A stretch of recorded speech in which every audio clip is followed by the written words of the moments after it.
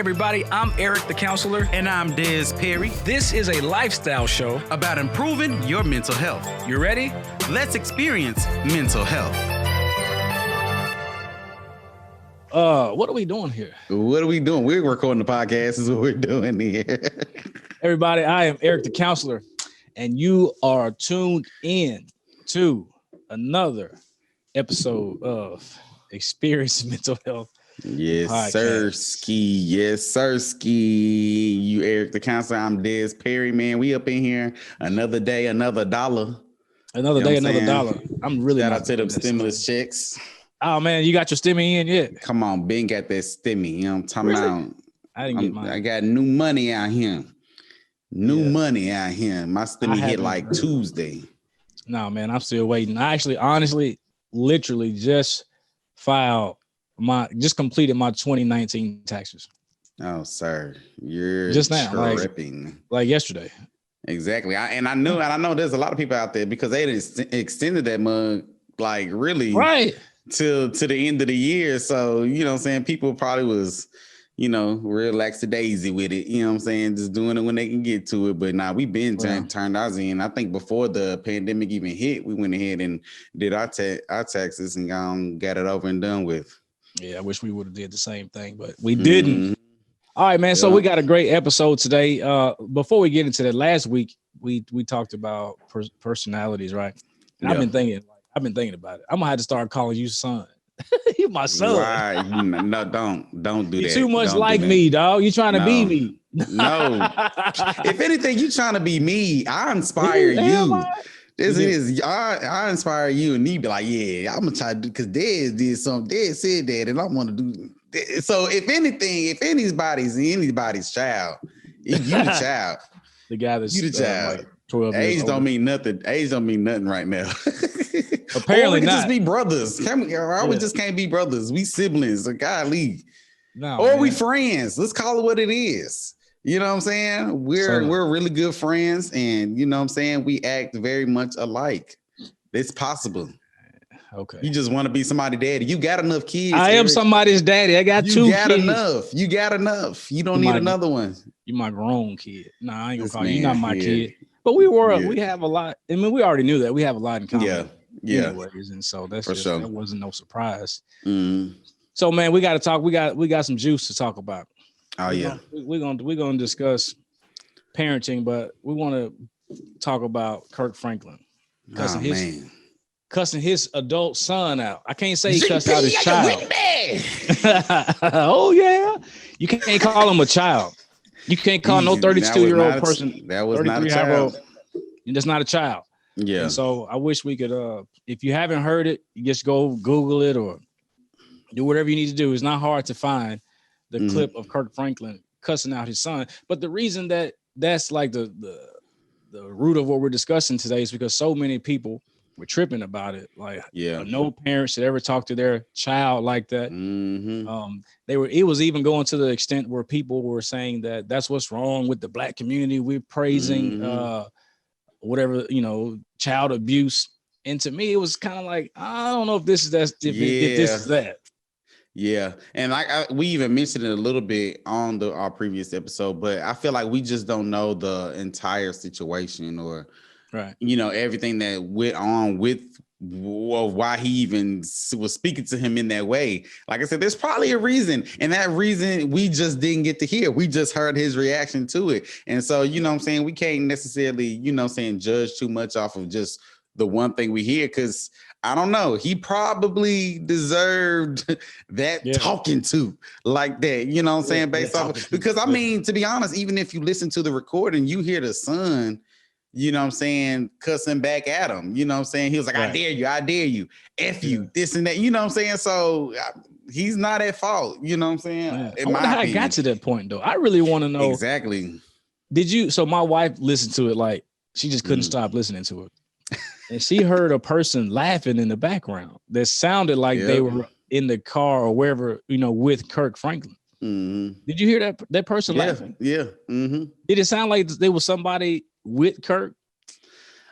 Because obviously it sounded like he recorded it off of another device. So I really couldn't tell if if the son recording it off of another device, if that person was in the room with them, or was it they're in the car with Kirk. So that I don't know. But like I said, I mean, I don't know about the whole, laughing situation, because I think it's just, I'm not gonna say it's out of Kirk Franklin's character. Like, I know him. I don't know him. Right. This is probably how he usually talks. But it wasn't his first time cussing somebody out. Exactly. Sure. He sounds like a professional. Right. He had it. He said, "Let me tell you something." He said, "Let me tell you something." Boy, I was like, "Oh, he about to give it to him, boy." How you think he was holding the phone when he was cussing his son out? Like, was it up here? Oh, nah. It was right in front of him. It was right in front of him. He was on speaker. He made sure he projected directly into that microphone. Right into that Let me tell you, look, he was right at the bottom. The microphone down here. Yeah. Let me tell you something. I'ma stick my foot. I was like, oh, Kurt. Hey, when he called dude, when he said, "Nigga, I'll kill you," or whatever he said, I was like, okay. I don't know. So I don't know. So my biggest thing, Eric, how do you feel about this from just the situation of, Kirk Franklin, period, Yeah. And I hate to keep referring to this like he's not a normal person. Like, we're not normal humans out here. You know what I'm saying? Like, he's not supposed to be doing that. But like I said, what's your take on, the way he was speaking to his son? Man, I look at it like this, man. That was between that grown man and his son. And like you said, there's obviously a backstory. And I think it was, it just got blown way bigger than it should have been, because that conversation should never have hit the internet like that. You know what I'm saying? And so now everybody has an opinion. Everybody has something that they want to say. But like I said, man, that's between those two men. And I don't think that was the first time they had that situation at all. And so, I want to ask you this question, Dad. I want to get into what we're discussing today. And I'm going to be talking about 4 different parenting types. Mm-hmm. But before that, I want to ask you, because I, did a little video before today's episode, and I asked people, do they think parenting ever ends? And I want to ask you that. Do you think like the role of actual parenting, I know you're not a parent yet, and that's actually a good, it's good for me to ask you this, because you're not a parent, just to see how your perspective might change when you become a parent. So what do you think? Does parenting ever end in your mind? No, I don't think that it ever ends. I don't think it ever ends. And I think, but what it does is kind of evolves. You know what I'm saying? It's not the same type of parenting as, you may do with a baby, a child. And like I said, it evolves as your child is growing and they're adapting. You know what I'm saying? You start to be more, I guess, lenient towards, their privileges or what you allowing them to do or whatever. And then it gets to a point where you can't really dictate what they can or can't do. You got to let them do and be whoever they are, but you still there to, be that, I guess, that shoulder to lean on, or, that person to, confine in and things like that. So I think that it doesn't like end if you're doing it the right way. But because I feel like a lot of parents try to hold on to being that dictator, telling you what you can and can't do, and you're like, again, 30 plus years old. And there's a lot of kids that still listen to whatever their parents say. You know what I'm saying? Yeah. And I don't know. I actually think it ends, but the way you described it is almost identical to how I see it. It evolves, and it actually evolves away from actual parenting. And it to me, it evolves more into a trusted advisor type of role. Let's define parenting. So like, what does it mean to actually parent a child? Yeah. Well, I don't actually have the definition of it right here. I'm about to look it up. All right. It says the activity of bringing up a child as a parent. So it's just an activity. It's the activity of bringing up a child as a parent. Right. Yeah, that is parenting. So childhood doesn't last forever, right? True. Yeah. So parenting, in my mind, even based off that definition you just gave, can't last forever.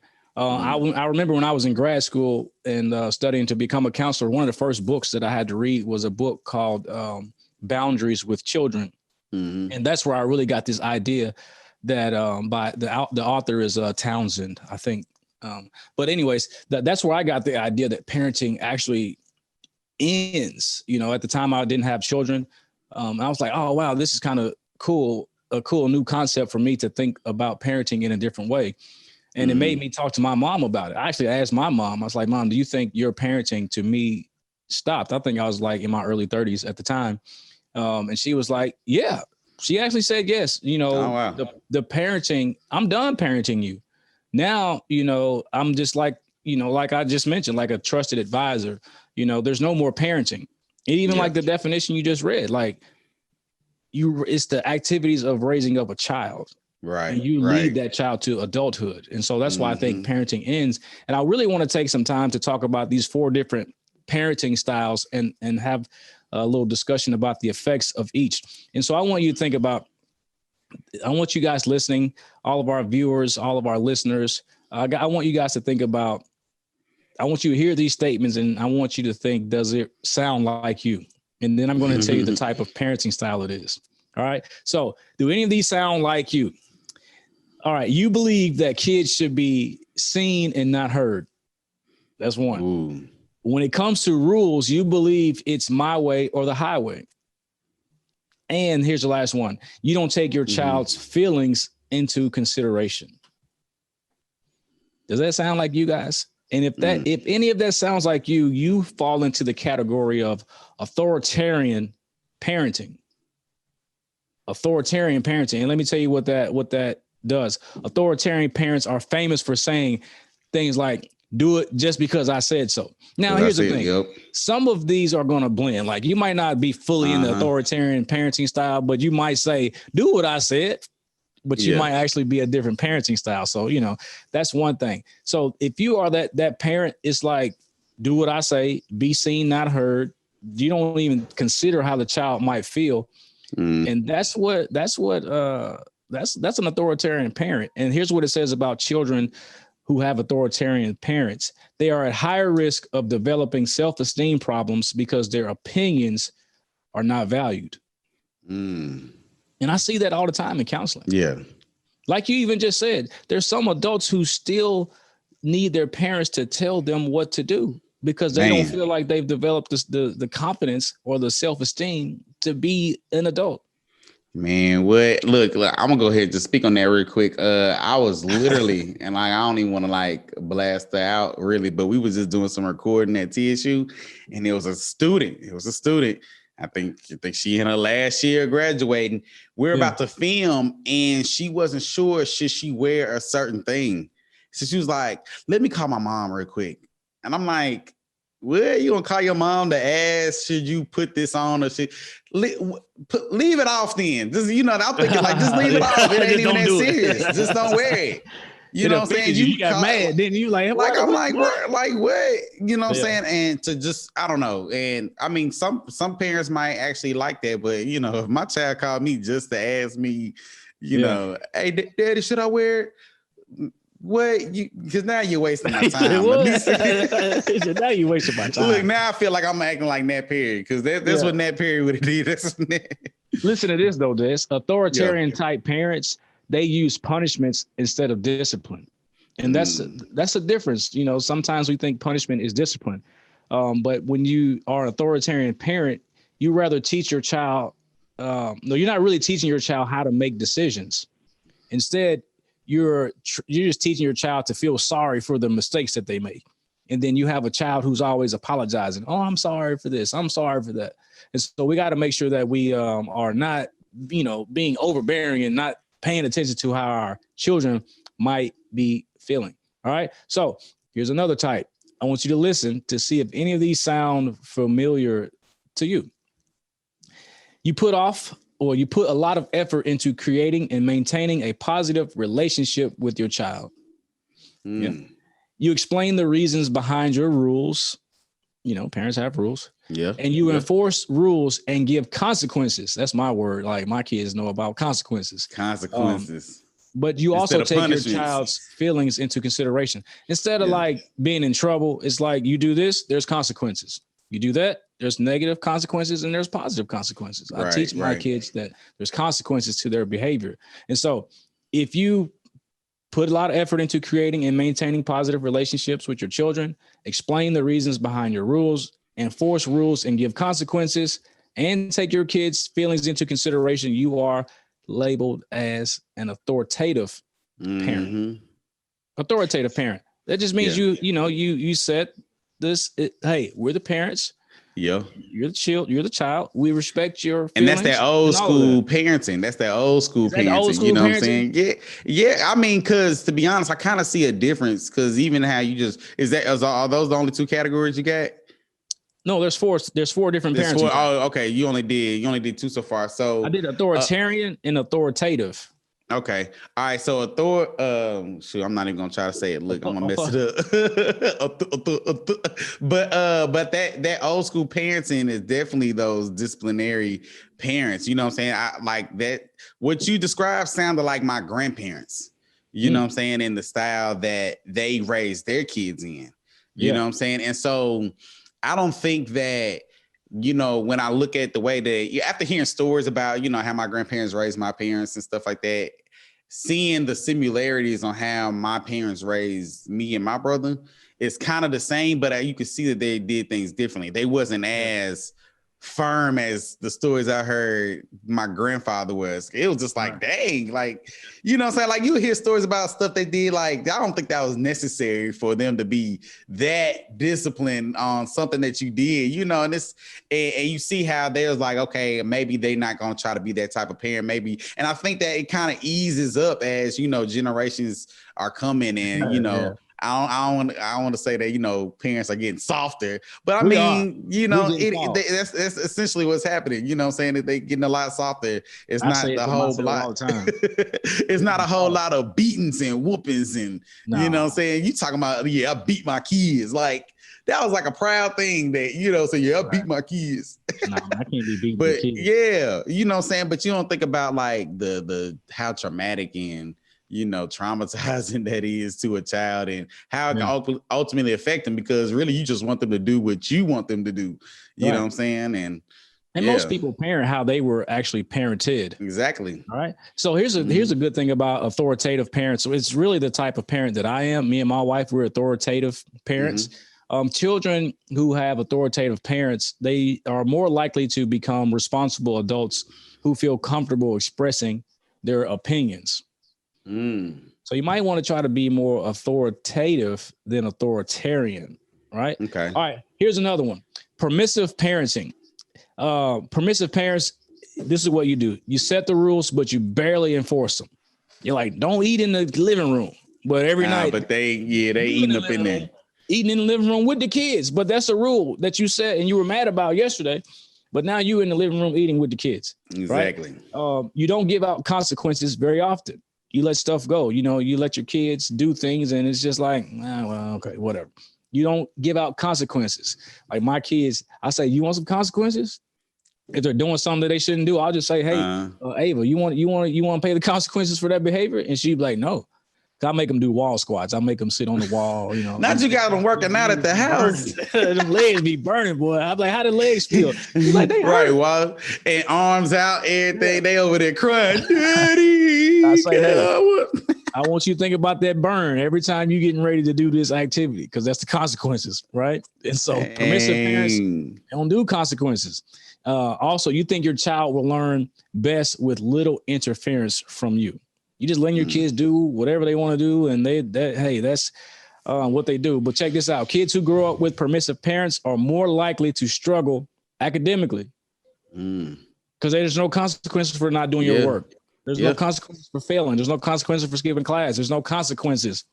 And so that's why those children who were parented with that. Man, that makes so much sense, because even you saying that, I just think back to like kids that I went to school with and that purposely didn't. Okay, well, a little backstory. You know what I'm saying, Eric? You know this, but you know what I'm saying? I went to an academic high school, Uninvolved here in Nashville. And so did not graduate from there. I think I ended up leaving like my sophomore year, ended up going over to Hunter's Lane. Now, these is a totally two different type of kids. I'm talking about like when I was at Hume Fog, everybody did their work. It was not a game. You came in there, it was time to work. You did what you're supposed to do. There was no issues. excuse. Yeah, homework. Oh, I'm done already. You know what I'm saying? I got the hunter's lane. These kids did not. Man, I saw kids, man, I ain't doing this. And just swipe it off the table, man. I ain't doing that. It was a whole bunch of that. And I'm just mind blown. Like, what? Like, you know, I'm like, this is easy. We can do this real quick. You know what I'm saying? But that just makes me realize that, you know, they probably had those. What is it? I was about to say promiscuous. Oh my goodness. That's not what. That's not the word. Permissive is the word you're looking for. Permissive parents at home. So, you know what I'm saying? That's crazy to kind of, you know what I'm saying, get some understanding behind that. Yeah, when you see certain behaviors, you actually ask yourself, who raised you? Exactly. You know what I'm saying? I know what type of parents you got. Right. So if you're listening to this, we ain't calling shots or throwing nobody under the bus, but come on now. You got to be in tune to how you raise your children. And I hope this episode will actually help you. And finally, I want to talk about this last parenting style, which is, I'm going to just read the characteristics. And I want hopefully, you know, I'm just going to read it. All right. So do any of these sound familiar to you? Not you, listen, not you, Dez. Because I ain't got no kids. I know it ain't me. You don't ask your child about their schoolwork or their homework or what went on in their day. You're not asking them nothing. You rarely even know where your child is or who they are with. Man, I'm actually thinking of some people. And you don't spend very much time with your child. You don't ask them about their day. You don't ask them about their schoolwork. You don't spend time with them. You don't know who they're with or where they are. What type of parent, what word would you use to describe that parenting style? Man, you know, first of all, when you describe those characteristics, I just can't help but think about like like you see these movies with these kids and they just be all over the place. You be like, where they parents at? You know what I'm saying? They be, you know, I don't know, like shows like Stranger Things, you know what I'm saying, on Netflix. You only saw like one or two parents in there, but the rest of the time, these kids is out here in the streets doing whatever, whenever, just gone. With who? You know, with who? Like what? You know what I'm saying? So I feel like that's who these parents is describing for sure. Well, that's called an uninvolved parent. Mm-hmm. You're just uninvolved. You just kind of like let your kids do whatever they want to do. Now, I think that's it's different in different cultures. I think you see more of it in some cultures than you do in other cultures. Because I think Black parents are very involved with their children. You know? And even though the stigma is, especially Black dads, there's a stigma that we're not in our kids' lives, but that ain't true, man. Every Black man that I know, except for my daddy, I think it was a generational thing. Like back in the 70s, 80s, there was a period of time, I believe, where dads were just not involved in their children's lives. Some were, of course. But I think those of us who had that type of parenting, we are more intentional about being in our children's lives. Because that's actually one thing that I see all the time. So, you know, I actually follow a lot of, you know what I'm saying, dads, Black fathers, you know, and they're constantly posting their kids. I got a cousin, same age as me, just had a baby, you know what I'm saying? And, you know, he talks about, and well, I mean, his dad was in his life, but their relationship was kind of shaky, but still, like he's being very intentional on, you know what I'm saying, how he's raising his daughter, you know, and I see it all the time. It's like that's the trend that you want to happen, you know what I'm saying, being an intentional father in their lives, you know, playing with them, doing different things, making time for them. So I think that's man. Dope. It's like one of the things fatherhood is dope. One of the things, shout out to McGee. McGee. I don't know if you were talking about him, but that sounds like him. He has a daughter, and he's he is one of the ones that I'm talking about as far as who I'm following. Yep, for sure. Yeah, but when I'm out there sometimes with my kids, and I'll just see we might just be walking in the park or just doing whatever. There's guys, mostly Black men and women, they'll come by. I'll just say mostly Black men. They'll be like, man, right on, man. That's good to see a Black man with his kids. I hear that all the time. Like, we're just walking in the park or whatever we're doing. There's other Black men see it and they're inspired by it. And I think that's a good thing. We got to be in our kids' lives, because I didn't have my father in my life. You had your father in your life. He's still involved in your life. And it makes a difference, because I am a 39-year-old Black man who still has daddy issues. I'll just say it. Because my dad was completely uninvolved. The circumstances were what they were. And I don't know how involved he could have been, but he wasn't. And even now in my adult life, he's totally absent from my life. Yeah. He doesn't know my children. They don't know anything about him. And that's not good. I'm not happy about that. But that's not what this show is about. We'll have a whole other show about daddy issues. Right. We're talking about parenting. And like, when we started off with your definition of parenting, it's an act that you do as a parent. Yeah, the activity of bringing up a child as a parent. So that activity is parenting. That activity. You know what I'm saying? I'll ask the question again. Do you think parenting ever ends? Well, I mean, okay, we broke down the definition and everything. So yes, types of parenting.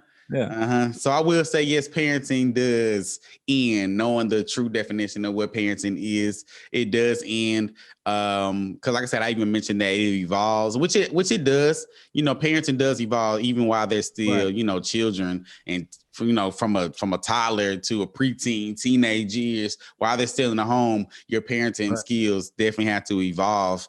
But yeah, it's a time when it like definitely ends when they leave the house and become their own person. It's like, you know, it's like that bird, you know, in the nest, you know, once it gets its rings and they fly off and wings. I'm like, rings. What, they winning championships? You say rings. They're wings, sir. They're wings. The like, chicken wings.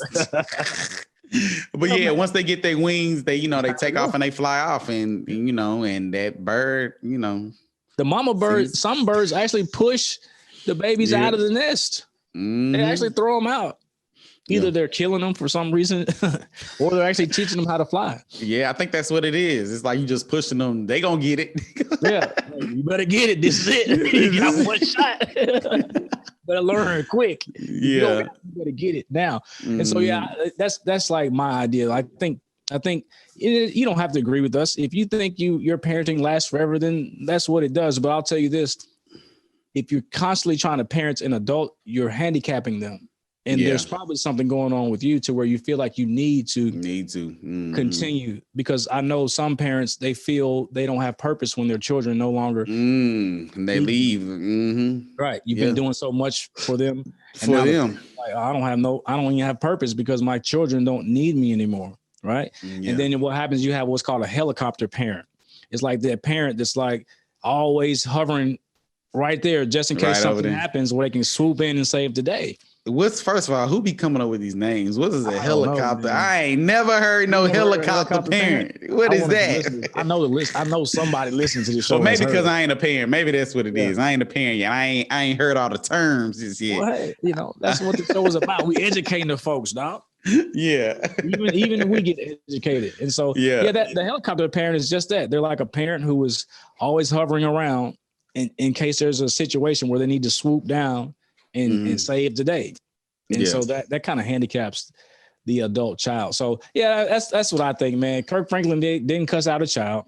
Yeah. That was not a parenting mistake. He's already, and that relationship is already fragmented anyways. I don't know how the parent, it doesn't sound like he was like living with this kid his whole life. Oh, for sure not. With another woman. And so that's like a whole backstory that we don't know about. But the fact is, I don't think there was anything wrong with Kirk Franklin cussing at that man outside of just, if you think, you know, being aggressive with a person like that is wrong, then of course there's but parenting wise, I don't think that's the same thing, man. It's not. It's not the same thing. I will say there's always ways you can, you know, go about talking to somebody and, you know, how you deal with people and say things or not say anything at all, you know, if you are feeling that level of frustration. But I mean, I don't know. Again, I don't know the situation. I don't know if he's done this for years and he just got to that boiling point where, you know, saying this is what we got. But, you know, it's just one of them situations where it's just like, hey, we got to let them deal with that and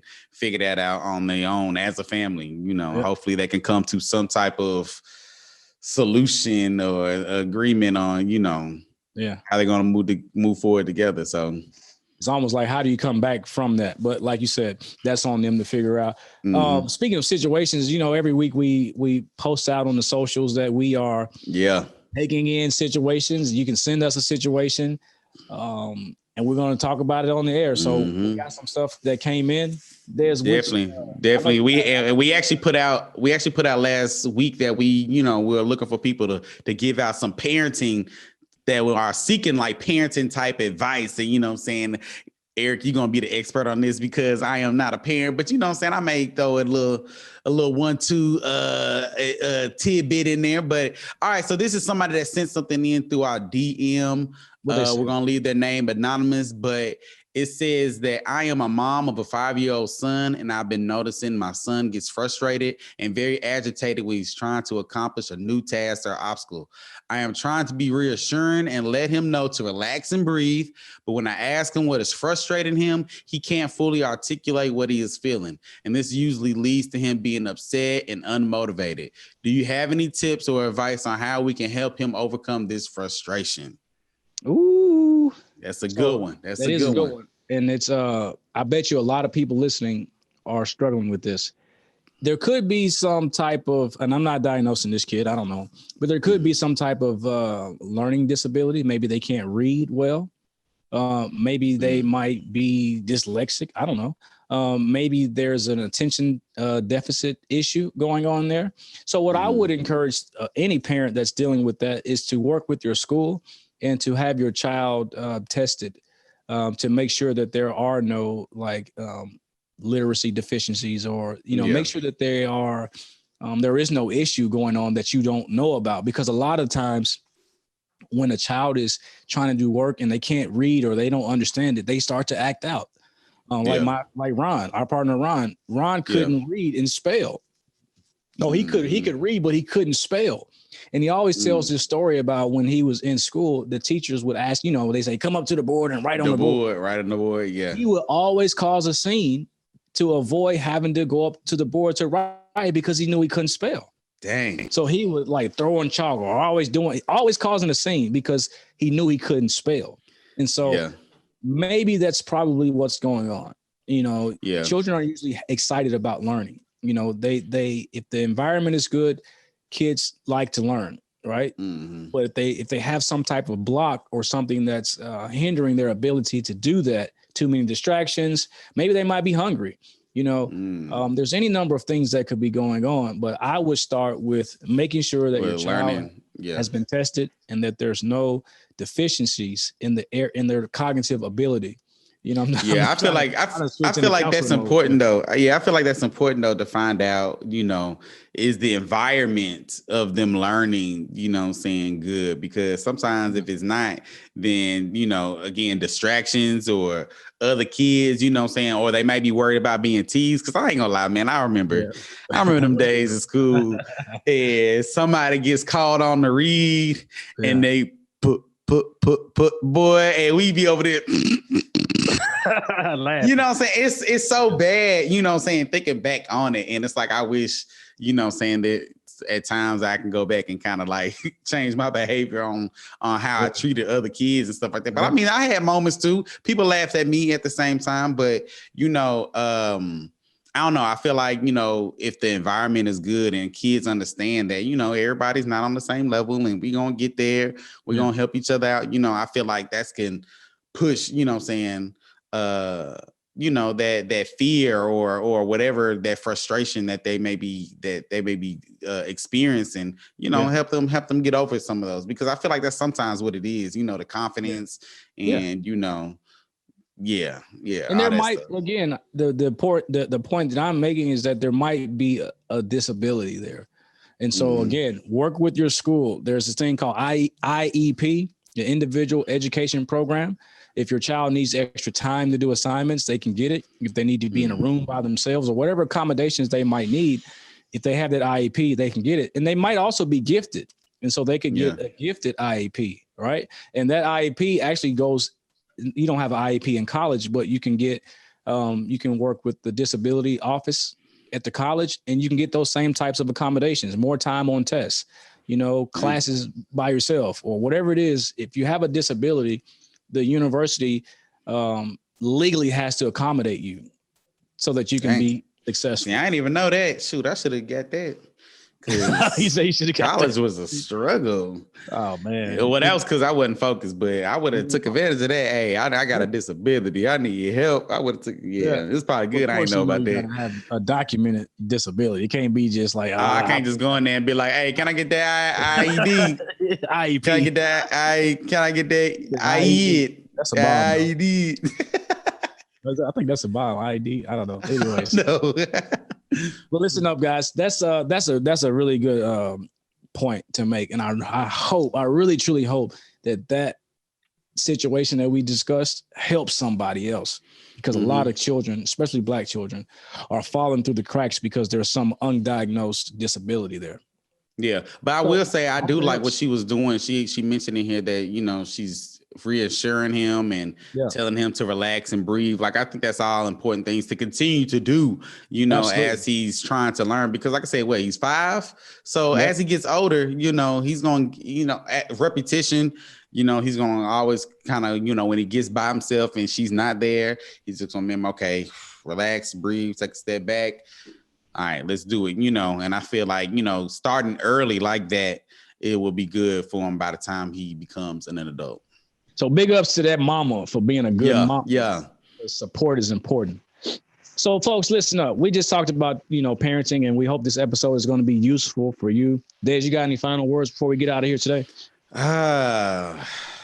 Final words. I mean, I don't have anything inspiring to say, but I will say I'm about to get out here and enjoy some of this sunshine.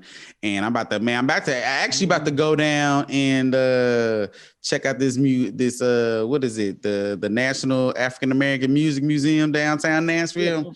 Yeah, about to get out, check out 5th and Broadway, me and the wife about to go, saying, and hit these COVID streets.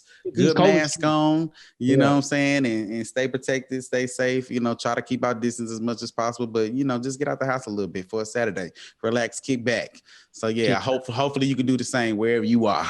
To the listeners out there, we're gonna end it right there, man. We appreciate all of our listeners. We have cracked the 200 subscribers mark on YouTube. Shout out to all of you people. Again, I remember we were at 0.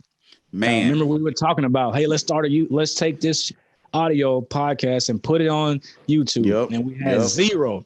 And here we are now at 200 people. And we know the people that subscribe to that channel want it. And so we want to invite you to subscribe to our channel. If you've listened to this whole episode, hey, man, we do this every other week. We put out a show twice a month. We're on Instagram. We're dialoguing with people. We're dialoguing on the channel. So join our channel, subscribe, get the notifications. You won't miss an episode. Also, shout out to our media partner, Great Convo Media. All the podcasters on there. If you want to listen to not only our show, but numerous other shows, all in one network, check out Great Convo Media, and you will find, I don't know how many of us are on there, but there's a good number. It's quite a few. And they got like a wide variety of different topics and subject matters that they got on there. So I'm pretty sure if y'all check that out, man, you're going to find something that you enjoy, or listen to them all. We'd love for you to listen to them all. Yes, sir. We're going to leave it at that. Like I said last week, heads up, eyes open, and what? Fists clenched. I am a revolutionary.